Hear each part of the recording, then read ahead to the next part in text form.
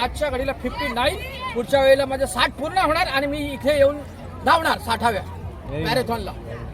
आम्ही ते first time आम्ही बोर्डी डहाणू मॅरेथॉनला आलो, पण आम्हाला एक्सपिरियन्स जबरदस्त आला आणि खूपच छान वाटलं अगदी. आणि पर्यावरण इकडचं आणि नेचर त्यामुळे आम्हाला खूपच आवडलं.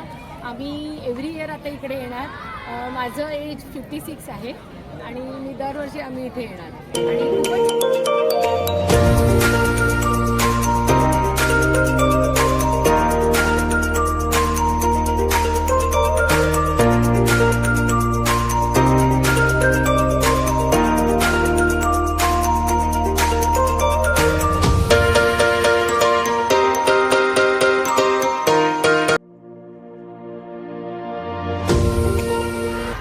नमस्कार मित्रांनो, मी योगेश भोईर आणि योगी W70 तुमचे स्वागत आहे. तर आज नवीनच ब्लॉग आहे, कारण माझ्यासाठी पण नवीन आहे. आज आहे मी डहाणू बीचवर आपण पाहू शकतील.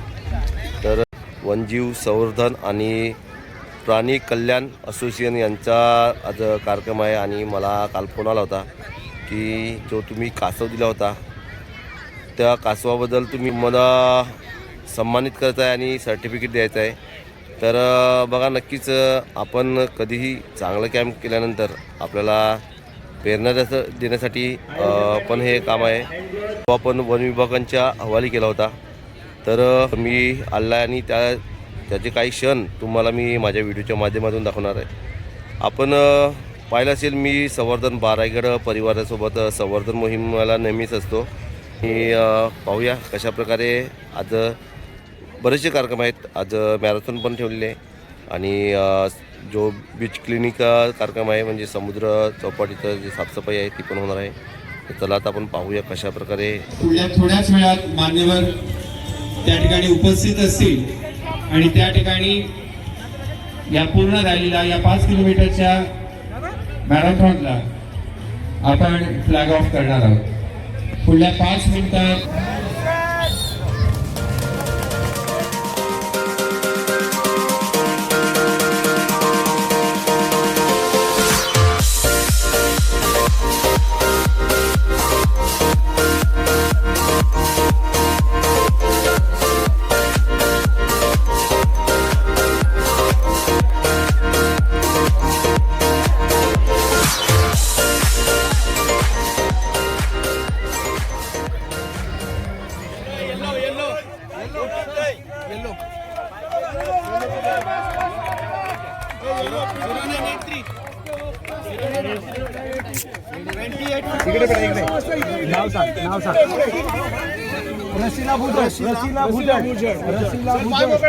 रसीला भुजर 862 हे बोल ना करे तुझा झाला 862 गेला 862 मेडिकल टीम बीच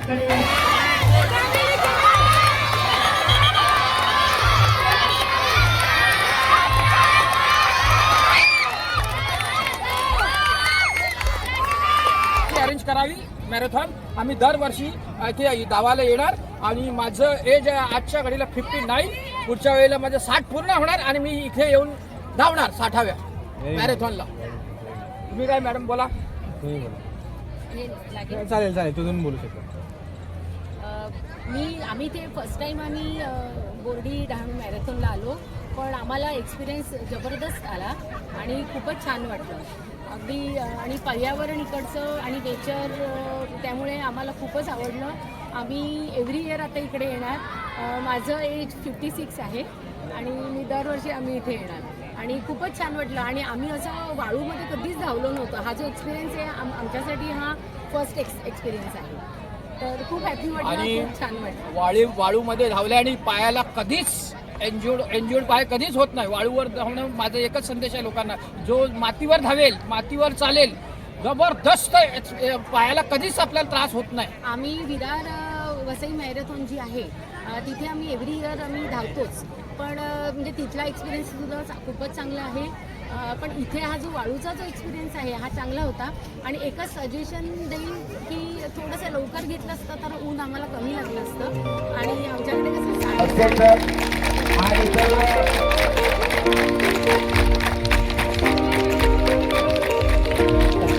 हा साकार होतोय.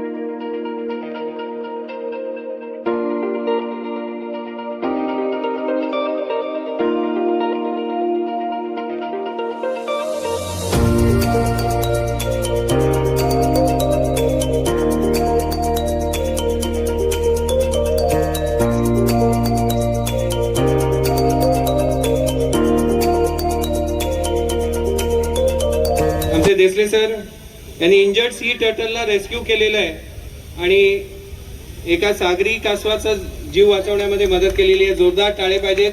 हे खरंच हे निसर्ग मित्र आहेत की ज्यांनी एक फार उत्कृष्ट कामगिरी केलेली आहे. एक जबाबदार नागरिक म्हणून फक्त मनुष्यांकडे न बघता जीव प्राण्यांकडे बघण्याची एक चांगली दृष्टी यांच्याकडे आहे आणि त्यांनी हे काम केलेलं आहे. यानंतर श्री योगेश्वर भोईर या सगळ्यांनी एका जखमी कासवांना त्यांचे जीव वाचवलेले, त्या कासवांचे जीव वाचवलेले आहेत. जगामध्ये 7 कासवं मिळतात, त्याच्यापैकी 5 कासवं आपल्या डहाणूमध्ये आढळली जातात आणि त्याच्यासाठी एक फार मोठं काम डॉक्टर विनरकर करतायत. कासवांचं बचाव करणं, त्यांचं ऑपरेशन करणं आणि एकदा ती ठीक झाली त्यांचं संगोपन करून नंतर त्यांना पुन्हा रिलीज करणं हे सुद्धा आहे. आणि आज सगळे हे विद्यार्थी आज बघणार आहेत की ती कासवं कशी सोडली जात आहेत, ते कसे रेस लावून ते सुद्धा पळत जाणार आहेत. मी डॉक्टर विनरकरांना विनंती करतो की त्यांनी 2 मिनिटं ही गोष्ट सांगावी लोकांना. डॉक्टर दिनेश विनरकर, मागील 10 ते 12 वर्षापासून आपण इथे डहाणूच्या समुद्रकिनारी येणाऱ्या जखमी कासवांवर उपचार करत आहोत. डहाणू वनविभाग यांचा यामध्ये फार मोठा सहभाग आहे, कारण त्यांच्या प्रेमायसिसमध्ये महाराष्ट्र शासनाचं टर्टल ट्रीटमेंट सेंटर हे आहे आणि तिकडे दरवर्षी आपल्याला 20 ते 30 समुद्री कासवं जखमी अवस्थेत या डहाणूच्या किनाऱ्यावर आढळतात. आणि आपण एवढा अवेअरनेस केला आहे की इकडच्या म्हणजे मच्छीमारांपासून ते शाळेच्या विद्यार्थ्यांपर्यंत जे कोणाला असे इंजर्ड सी टर्टल दिसतात ते आपल्या संस्थेला कॉन्टॅक्ट करतात, डहाणू फॉरेस्ट डिपार्टमेंटला कॉन्टॅक्ट करतात.